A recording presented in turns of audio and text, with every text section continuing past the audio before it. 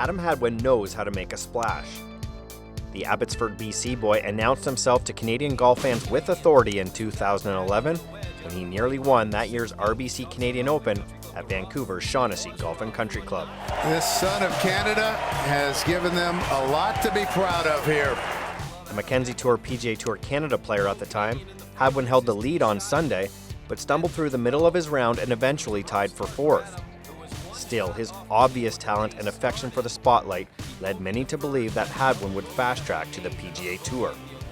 It took a little longer than expected, but a breakout 2-win season on the Web.com Tour in 2014 finally earned Hadwin that much-coveted PGA Tour card.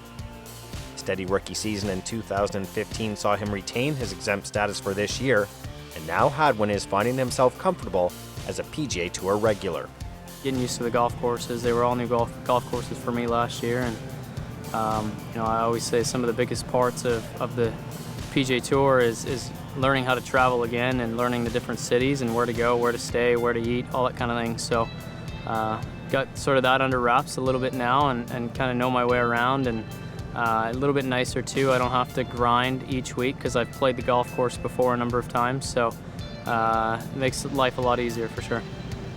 Hadwin has been steady thus far in 2016, making nearly 3/4 of his cuts and netting a tie for 6 back in January in Palm Springs.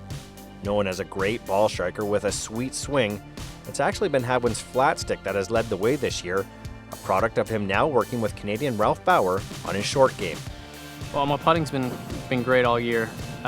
Statistically, one of the best putters out here, which I've needed to be because my ball striking hasn't been very good. So I need to start hitting some more fairways, hitting some more greens. If I can do that, I keep giving myself lots of chances. I'll make lots of birdies because my putter's been so good. So it's just a matter of just being a little bit more consistent. It's there, it just doesn't happen enough.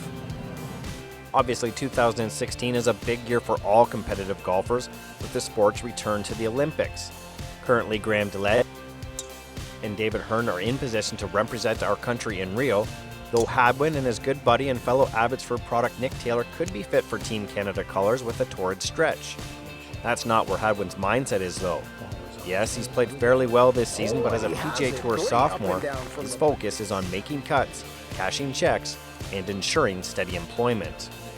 I haven't really put a lot of thought into the Olympics, to be honest with you, just because I've been kind of a ways back of both Graham and David. I know that I've had to play pretty good this year in order to climb up into an Olympic spot. So, I've been more focused on what's going to be best for me as far as the PGA Tour schedule, the FedEx Cup goes.